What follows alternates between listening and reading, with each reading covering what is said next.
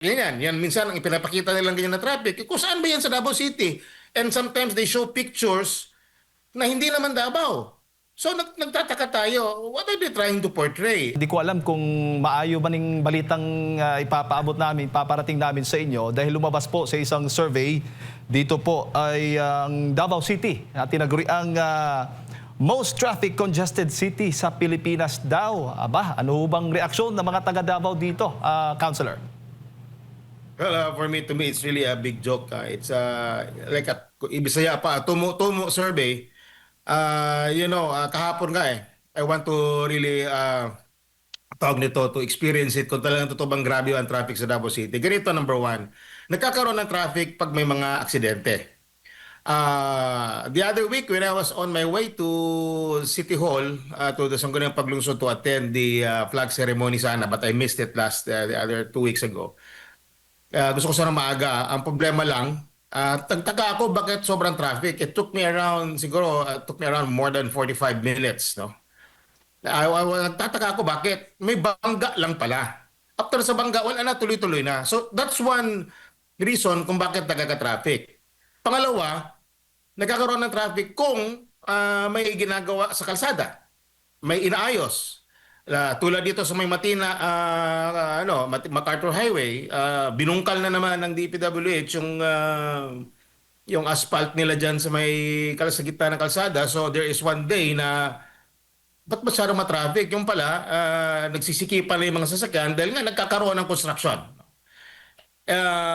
Those are the reasons na nakikita ko na nagkakaroon ng traffic. Pero other than that, on normal situations, wala naman talagang traffic. Kahapon nga dumaan ako sa MAA, which is one of the areas na allegedly grabe ang traffic. So it took me around from point A, from yung papasok na mismo doon sa hindi pa natatapos na flyover, from northbound, galing ako ng Bahada, going to MAA, and then paakyat na ng Matina-Pangi.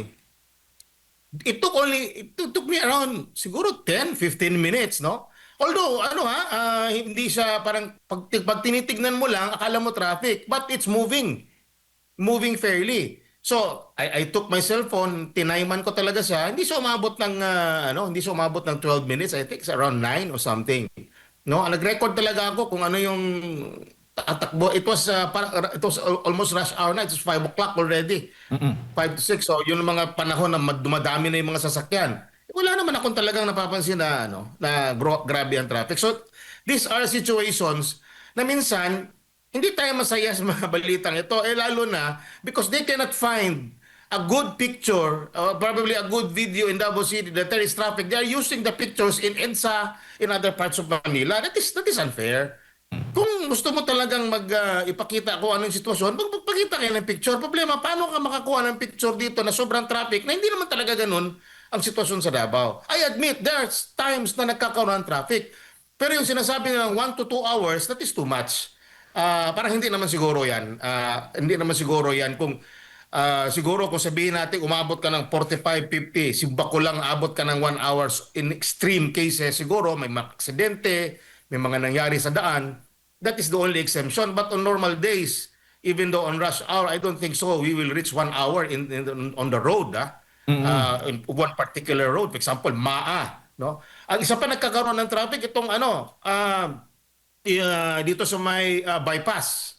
Not bypass, dito sa may Coastal Road. Itong premature na inopen nila yung Rojas Avenue na site, yun ang nagkakaroon ng traffic. No? Pero in fairness, kahit na sabihin mo nakakainis na minsan, maabot ka ng 25, 10, 20, 30 minutes, pero that is still manageable. Pero para sa taga-Davao, medyo init na ulo mo nun.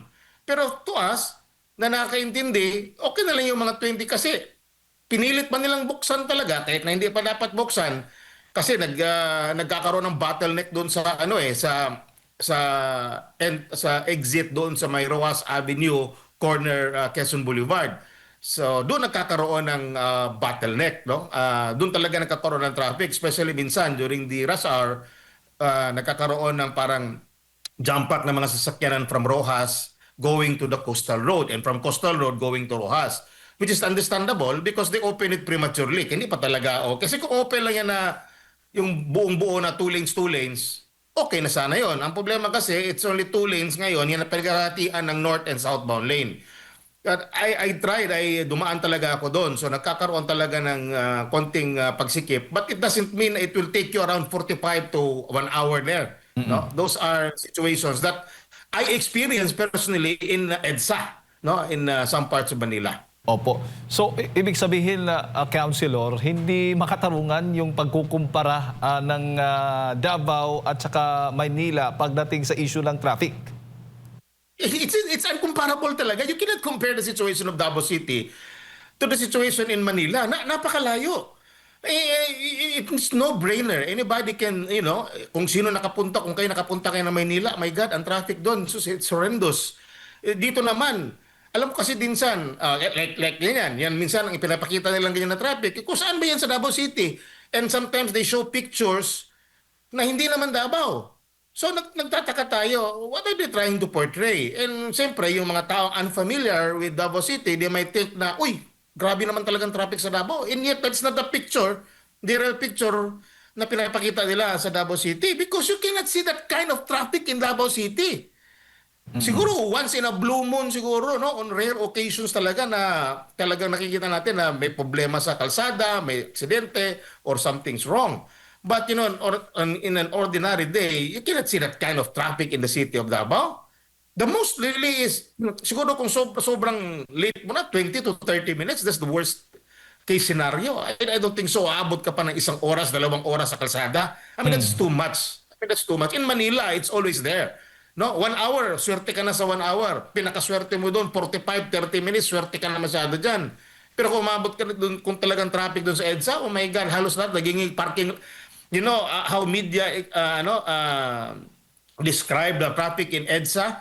They describe it as the largest parking space in the Philippines. Dahil halos di na gumagalaw yung mga sasakyan.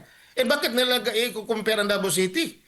I mean, talaga it's, the people of Davao knows it. And we are not really happy, being Davaoenos, we're not happy of those comparison that's being done between Manila, the traffic in Manila and the traffic here in Davao City. Po, ibinabase ng TomTom traffic index yung kanilang datos sa GPS data at real driving speeds daw. Sa tingin mo, ano ba yung mga dapat? Ano ba yung mga dapat na mga salik o factor na dapat isaalang-alang para maging tama o tumpak yung magiging pag-aaral tulad dito pong survey nito?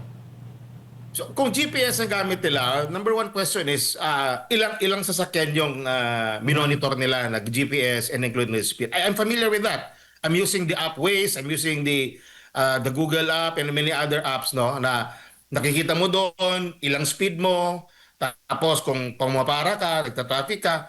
Alam mo nag-Waze nga ako minsan, I'm actively minsan sa Waze, ang ginagawa ko pag may traffic, nagre-report ako, traffic dito banda.